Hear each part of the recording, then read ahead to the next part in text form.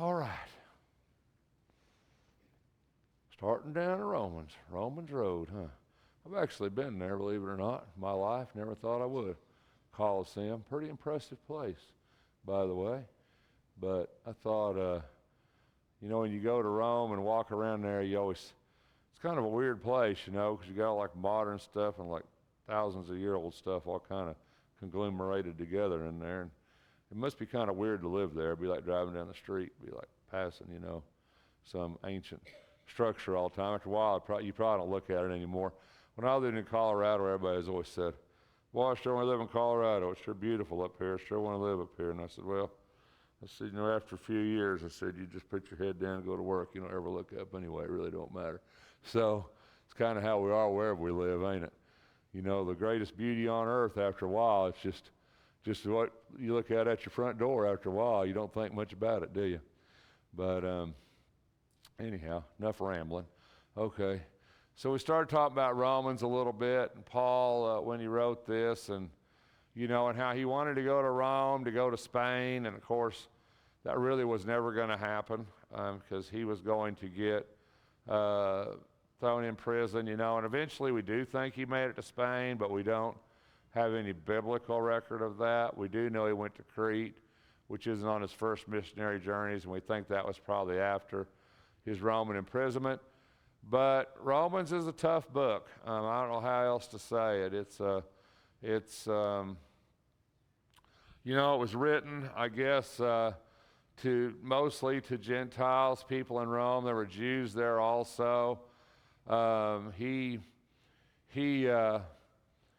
starts a lot of salutations here, but I think when you get down, and I was looking at this week, and I get down here to, we kind of got through that, but in 9 through 11 here, or especially when we get down to 11, the deal is, I think when you get down to 11, he said, "I long to see you so that I may impart some spiritual gift to you, that you may be established." And there's a lot in that verse when you really think about it. And, because, why do I say that? Does anybody kind of know? Or do you kind of, when you read verse 11, what does that kind of tell you? Does it tell you anything? Kind of?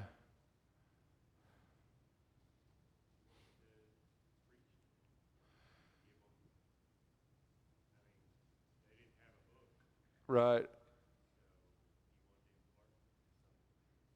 He wants to do that. Do you think this is about, a gift of the Spirit type thing? Like like maybe prophecy or healings or tongues or some gift? And if that's the case, what does that tell you about that, about those gifts? I think you can look at this in Acts 8. What happened in Acts 8? Philip came down, preached the gospel, baptized a bunch of people, but then Peter and John had to come down and lay their hands on them to give them gifts, right? They had to actually physically come down there and lay their hands on them. So Paul's an apostle, and Paul has that ability. Paul can impart gifts. But there's two things it says. One is he has to come do that. It's not something that just happened. Romans doesn't deal with gifts. Romans doesn't deal much with the idea of tongues and healings and prophecy. Corinthians does, because they had already been there. Those gifts are already in those churches. And it had become a problem in those churches, in the church in Corinth. And so a lot of Paul's letters deal with spiritual gifts and the problems or usage or things like that. But Romans doesn't have that issue in Romans, which kind of tells us they didn't have that problem in Romans, which kind of tells you it probably wasn't in Romans. So there's a couple of things you get from this. One is that Paul wants to go and do this. Paul wants to actually see them, physically see them. But the other thing this kind of starts to tell us a little bit here is that the church in Rome, apparently, we know Peter's going to wind up in Rome. We understand that. Peter's going to wind up in Rome eventually. He's going to be martyred in Rome, right? Peter's going to be martyred in Rome. So that's going to happen eventually. But it kind of also tells you the idea that there haven't been apostles here yet, right? This There hadn't been anybody up here to give these people or to impart these gifts on these people. It just hadn't occurred yet.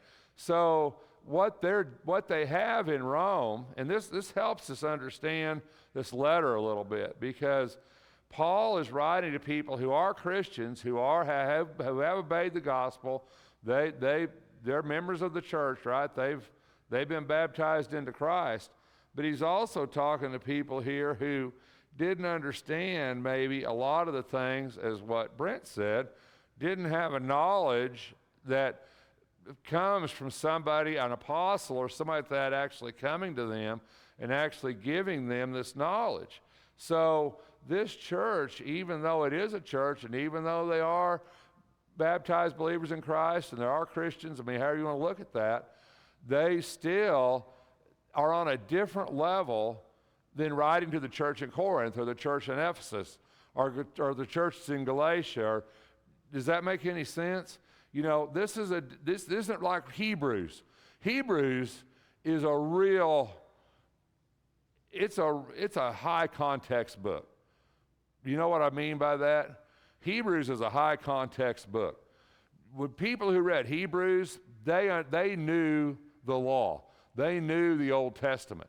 Hebrews is a high context book. If you don't know the Old Testament, Hebrews doesn't make a lot of sense to you. Hebrews is written to people who had a real high context knowledge of the Old Testament, and he fed on that throughout the whole book of Hebrews. He feeds on that knowledge.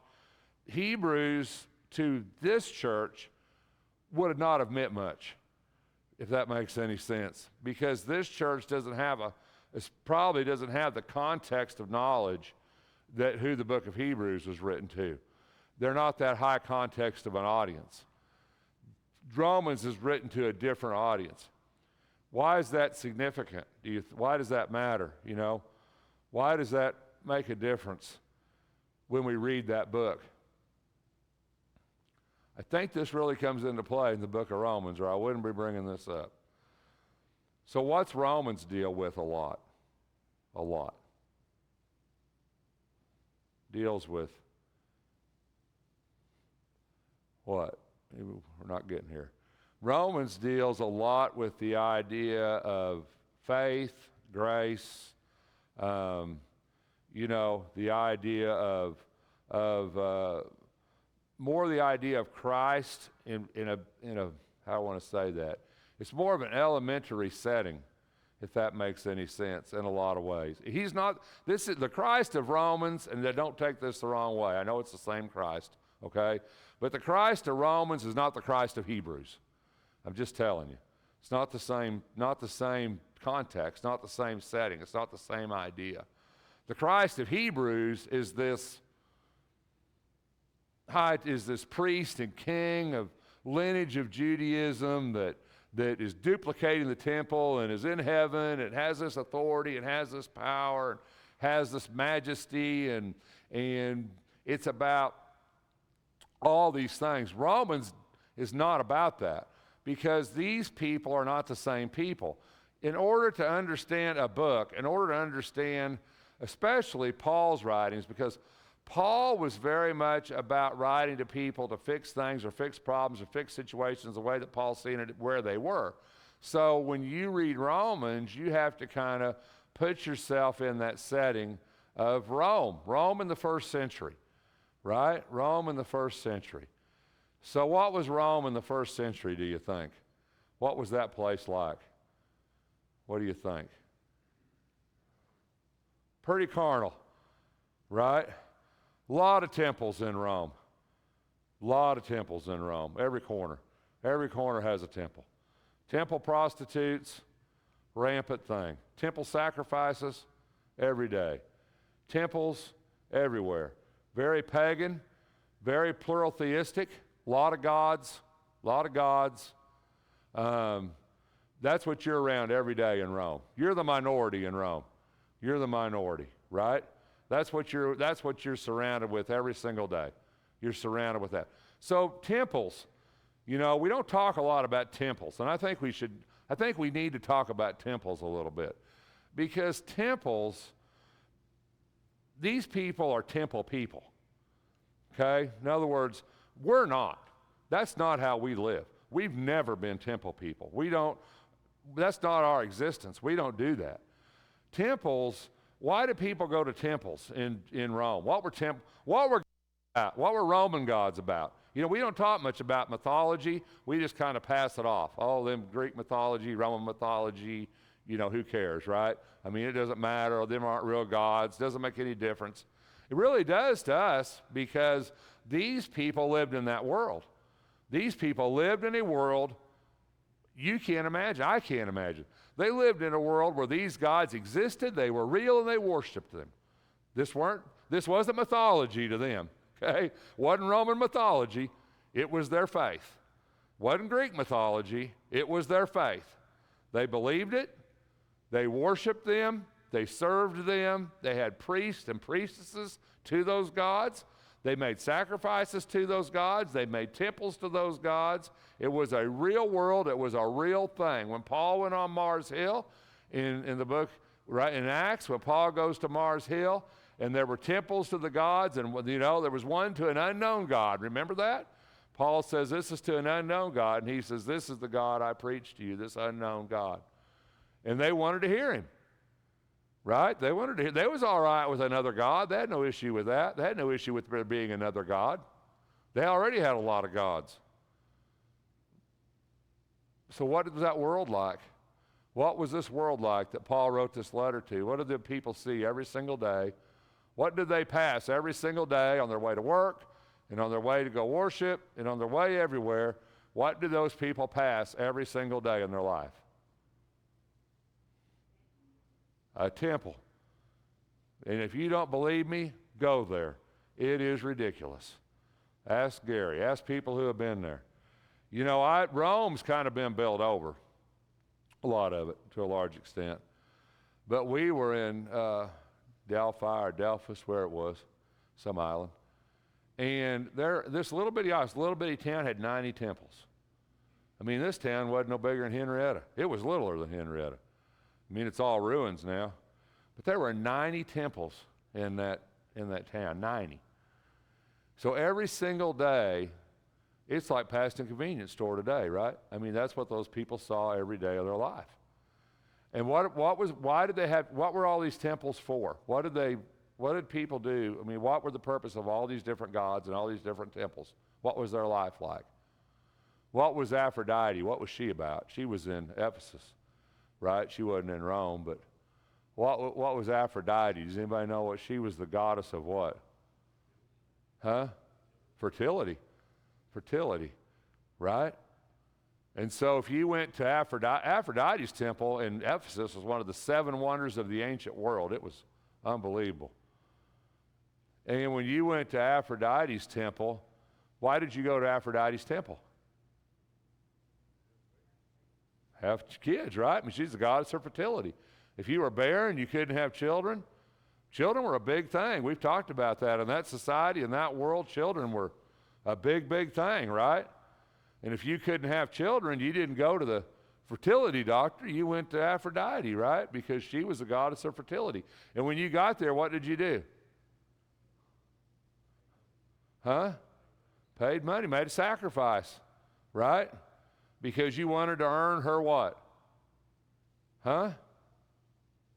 You wanted her favor, right? You wanted to have a child. She's a goddess of fertility. You wanted to have a child. You wanted to earn her favor. Temples were where you went to earn the favor of God, of a God, right? That's what you went there for. You went there so they would notice you. You built them so they would notice you, because in their idea and their mythology, in their faith, and I think that's a better word when we're talking about this, because it was their faith. It wasn't fables and fairy tales to them. They believed it. It was their faith. And in their faith, they believed that they needed to get a God to recognize them. They believed God's people were just kind of like ants on the earth, and gods had to notice them. They had to notice them. So they built these big temples, and they made these sacrifices, and they made these grand gestures so that a God would pay attention, would notice them. I went to Poseidon's temple, what's left of it, on the ocean down there, Poseidon's temple. Big, huge, what's left of it, big, huge temple on the top of this mountain overlooking the sea. Beautiful. Big, huge temple. Why did you go to Poseidon's temple, do you think? What was that for? Fair weather. Somebody lost at sea, waiting for your husband or your brother or your son or whoever. I don't know if women were sailors in those days or not. Whoever was out sailing, whoever was out on a ship. You went to Poseidon's temple for their safe voyage, safe journey, right? And you made sacrifices, and you wanted Poseidon to notice you, so you built this big temple on top of this mountain. And the reason I say that is because this is their world. We don't live in that world. They did. And so a lot of this that Paul's talking to them about is way different than their faith. You see, that's not how their faith worked. What Paul's telling them in Romans, and we miss this when we read Romans, what Paul's he's trying to tell them, this is a different type of faith. This is a different God. And that you don't have to do these grand physical gestures in order for God to recognize you, in order for him to know you exist. That you don't have to do that, you see? And so when you read Romans, keep that in mind. Keep that in mind that we can't even comprehend the world those people lived in, the world this book, this letter was written to these people who lived in a way different world than you and me, right? You and I, however that goes. They lived in a way different world than us. And their view of God, Rome is like the center of the universe, essentially, right? And Caesars considered themselves to be gods. Caesars considered themselves to be gods. They considered themselves to be divinely appointed. Right? Kings did too, right? Kings in England, a lot of kings consider themselves to be divinely appointed. Right? So they lived in a really weird, different world than you and me. And you have to really keep that in mind when you read Romans, because we read Romans through our eyes, through our world. And our world isn't their world. And I think you really had to keep that in mind. And I think in verse 11, you start to see that not only were they living in a way different world than you and I were, the church there had not really been established. I mean, it exists, it's there, there's people worshiping there, right? But what Paul's saying is he wants you to be, what does he mean by that, to be established? We don't like to talk about that much, establishment. What does he mean? You may be established. Why are they not established? What does that mean, do you think? Strengthened. Knowledge, truth. You're there, you're doing things, you're worshiping, but you really haven't got the whole picture here yet, is what he's trying to say. You really haven't got the whole picture yet. So now think about it with me. So they're there, they're worshiping, they're doing, but they're not established because they haven't got the whole picture. So Paul's writing a letter to them to fill in some of the blanks in who they are. Does that make sense? Paul's writing to them to fill in some of the blanks in what they think, what they believe, how they perceive Christ and God and Christianity and faith. Because now he's not only writing, but there's still a Jewish influence in Rome, right? Would you agree with that? There's still a Jewish influence in Rome, and we see that in Romans. But now, since the Christian side of it, the disciples, the Gentiles, are not as established in the faith. In other words, they don't have a really great knowledge. They don't have everything they really need to have to be everything that God wants them to be. Guess what? The Jewish influence becomes stronger over them because they don't really have the ability or the knowledge to fight back against the Jewish influence because they're not really there yet, you see? And so that causes a problem here. And what I'm trying to get you to do is consider this book differently than maybe you ever have in the past. Because I think we really look at this book wrong. We look at it through our eyes, number one, and we really look at Romans like Corinth and Ephesus and Galatia and Thessalonica. It is not the same place. It's not the same group of people. These people haven't had Paul come talk to them, haven't had Paul come appoint elders, haven't had other people come through there and preach to them. They haven't had this. It's a different group of people. It's a different context audience. So when you read Romans, you're not reading this. This is going to come off wrong. With the same maturity level as somebody would have read Corinth or Thessalonians or one of those books. You don't have the same maturity level, right? So if you don't have that same maturity level, then you have to be written to differently. You see? It's like if I was trying to write you an engine on how to rebuild it. Right? Yeah, go ahead, Billy. Well, it's during the Dispersia, right? In other words, after Stephen was stoned in Acts 7, everybody went back to their own places, to their own lands, to where they came from. And when they did that, they carried the gospel with them. So it's not that they didn't have people there that didn't know about Jesus, know about Christ.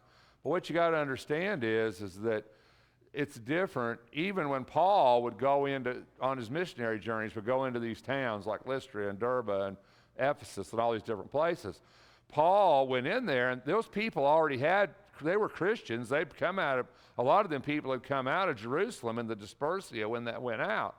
But they still didn't have established churches there. They still didn't have established assemblies there.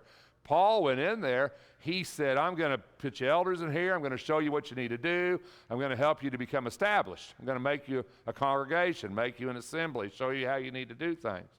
They didn't have that so much without Paul. So the gospel went all throughout the world. Paul says that. The gospel went all throughout the world. But what you got to understand is, and this is totally bad, it's totally bad language, but the church didn't go throughout all the world. I know that doesn't make any sense. It's not the best way to say it. I guess what I'm trying to say is even though the gospel went out, they didn't have it. They didn't have it all. I guess is what I'm trying to say. They had it. They had enough to be saved. They had enough, but they didn't have it all.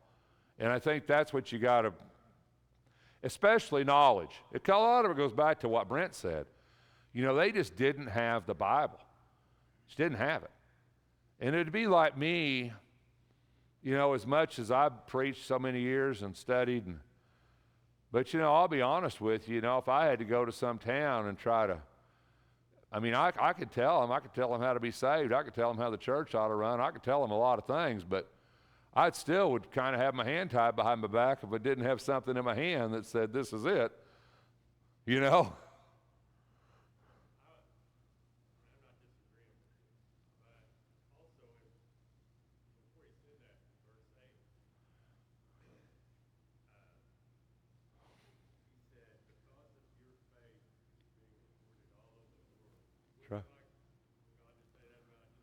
Yeah. Sure. Yeah, there's no doubt. They carried it everywhere. Mm-hmm. Yeah. Well, you can look at that two ways, like my faith is doing it, or the faith I have is all through. You know what I'm saying? The faith you believe in, your faith. So, yeah. Probably. And Rome, like I said, Rome was center of the universe to them. What happened in Rome, that was a big thing. And so, I think it is a big thing. And this church would be, is going to be so influential, obviously, right? This church is going to wind up being, throughout history, is going to wind up being influential. So anyway, I think that kind of gives you a little bit to think about. This idea of encouraging together with you while among you. Paul wanted to go and encourage them. He wanted to help them. He wanted to not only help their faith, but help his faith. He's wanted to come, but he's been prevented. He wants some fruit among them, right? Which means he wants to be one to convert some of them to Christ. He wants some fruit among them. Paul loves going places that he thinks he can really make a difference, right?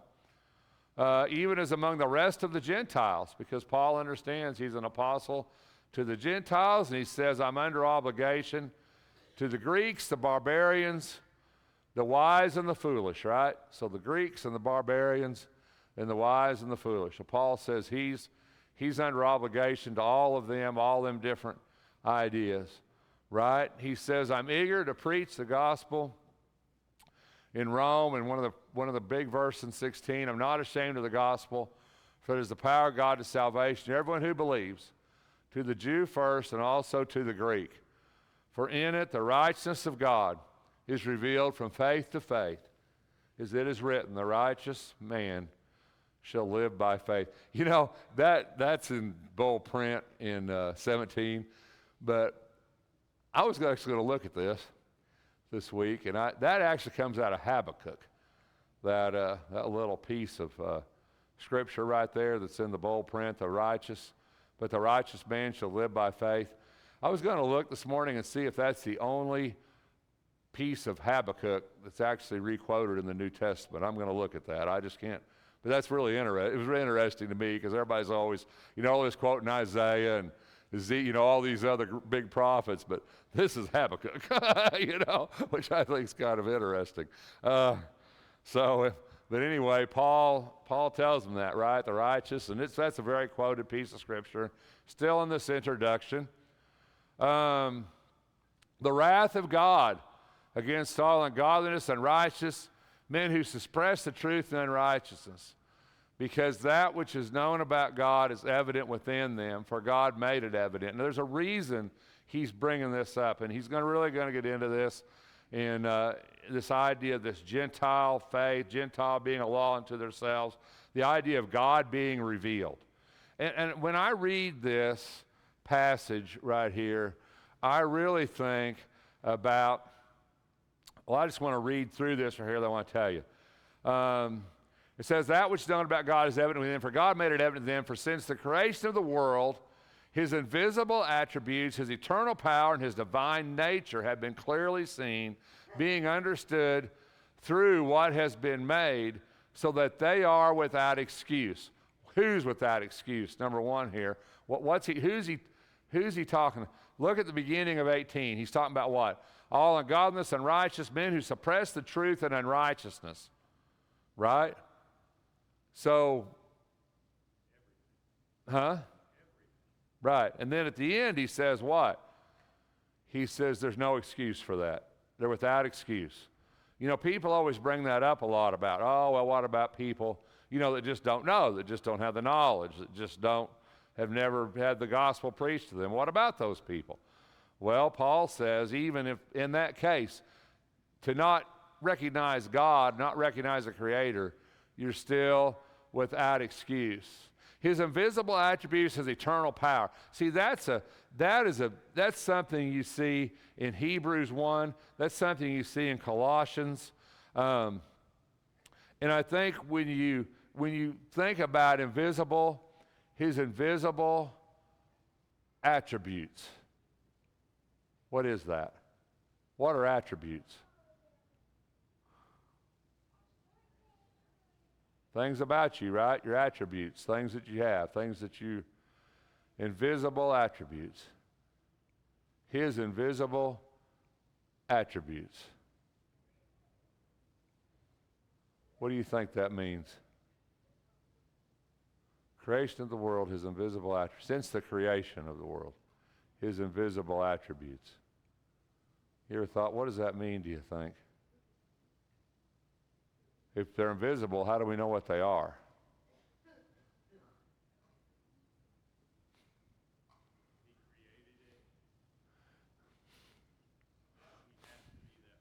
Has to be.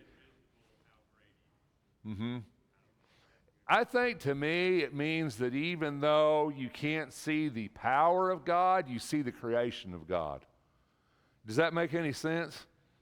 In other words, electricity has an invisible attribute. Would you agree to that? Would you agree to that phrase? Because I can't see it, but I see the light. You know, people say, show me electricity. I can't show you electricity. I mean, I can show you what it does. I can show you it moves a meter. I can show a light come on or an air conditioner work. Huh? Yeah, lightning. But I can't show you electricity, you know. Do I? Yeah, show you how it feels. Yeah, ain't nothing like touching a 9-volt battery to your tongue, is there? Oh, you've done that, bro. You've never done that in your life? Boy, you've missed out. That leaves a little taste in your mouth. You do that.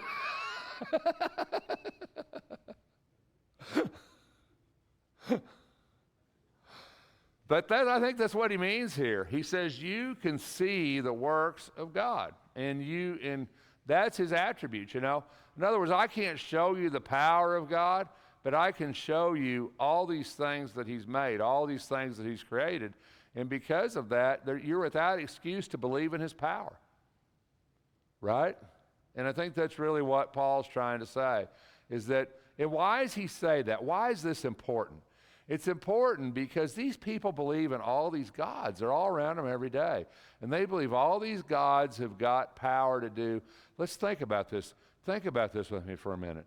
All of their gods, who's the biggest god? Who's the biggest Roman god? Zeus. But you know, I would have to go back and look at this, but Zeus, they didn't really think about Zeus creating the world. Right? He did, and he had this mortality to him, and even these gods, they were just a god over something. Poseidon was a god over the sea. Aphrodite was a god over fertility. There were all these gods that did all these different things. I mean, there's so many. It's inconceivable. Watch Percy Jackson. You just get lost in that. All these gods keep popping up. Natalie's laughing. I don't even know who they are. Call Shannon. Who is this guy? but anyway, all these gods in their world, all these gods had specific function. This god could do this. This god could do that. This god could do this. But none of them were a creator God. What Paul's trying to say is look beyond the physical. Look to creation itself. Look to the idea of a world that exists and the air you breathe and the things that surround you. And look beyond just this physical idea of these gods that do these little physical things, and look to the creation itself. You know, that's the power of God. That's the invisible attribute of God, is the creation itself. And I think Paul wants them to look beyond that idea, to stretch their mind beyond the idea of all these little different gods and all these little different things, and to think about this God that's eternal, and this God that's majestic, and this God that has these eternal attributes, and these God that we know, that we believe created everything. And that's bigger than any God they had. And so he wants them to think beyond that. They knew God. Even though they knew him, they did not honor him or give thanks, but became futile in their speculation. A foolish heart was darkened. Even though, now God's capitalized here. This isn't God's. Even though they knew God, they did not honor him or give thanks, but became futile in their speculations, professing to be fools, exchanged the glory of incorruptible God for the image and form of corruptible man, of birds and animals and other things. So are we talking about God here, or are we talking about their gods here?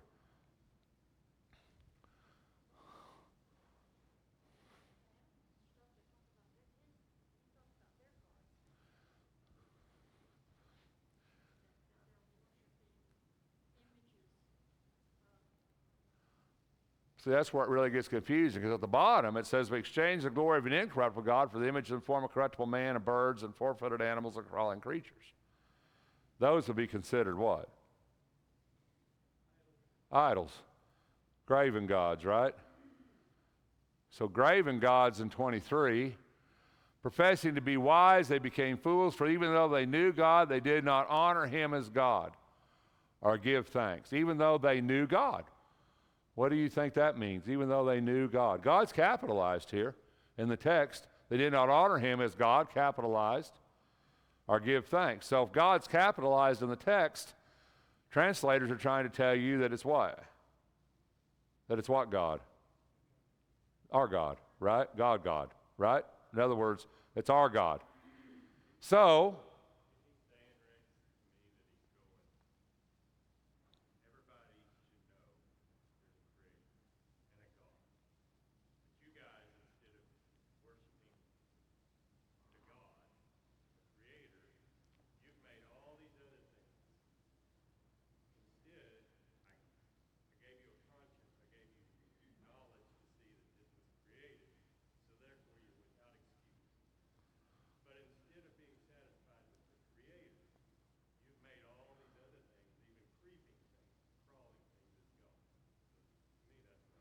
it's exactly what he's saying. It all ties back into the idea of saying you're without excuse.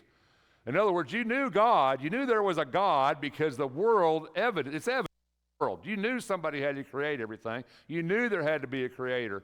You knew that had to exist, but you didn't honor him that way, right? You became futile in your speculations. In other words, you thought, well, there's a God, but there's all these other gods.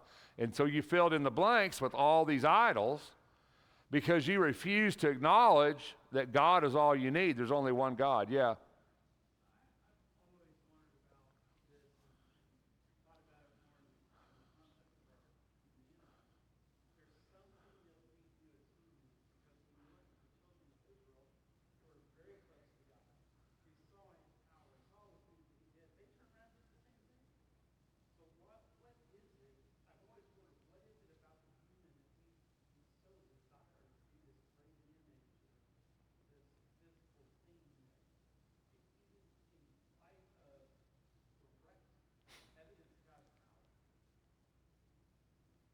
I don't know why we do it. We do it in Christianity. I mean, we build cathedrals and temples, and God's not really about any of that, but we do that.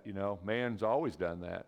We've always felt like there has to be some physical, tangible thing of faith, in other words, something that you can look at and hold your hand, and a talisman, if you want to look at it that way, or an idol, or a altar, right? Something to, and I don't have the answer for that. I don't know why that is. I don't know why we need a tangible, but we seem to, and we have throughout history. I mean, and I wish I could say it was just Judaism, it was just paganism, but it's Christianity too. I mean, obviously, we do the same thing. So, but I think here it's exactly what Brent was saying. They filled in the blanks with these gods. They didn't recognize that God was God and God was supreme. And then in 24, he basically says, so God just gave them up. And I think that maybe that bothers us more than anything, right? I mean, he just gave them over. In other words, he's like, well, do your own thing. Knock yourself out, I'm not gonna get in your way about this thing. And he basically just left them alone. And I guess there's some truth to that. God, when he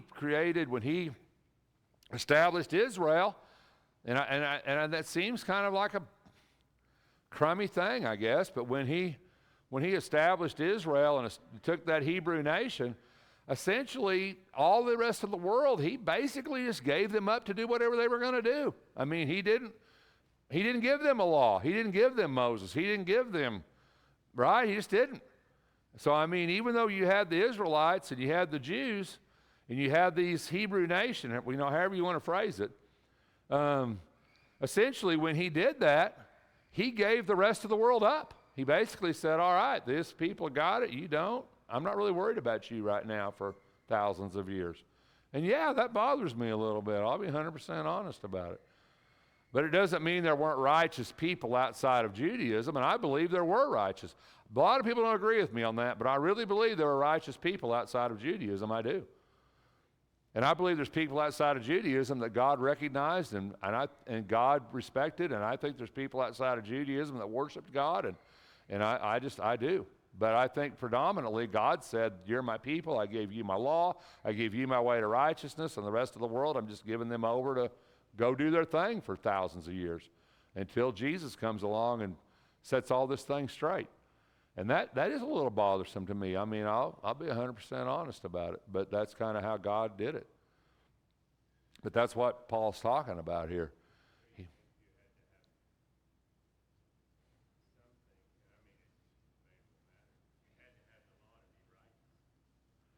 See, I don't think he did.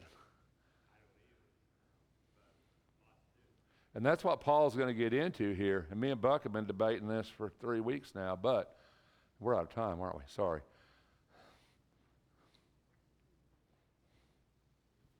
I went way over. I was not paying attention to the clock. Y'all should have threw something at me.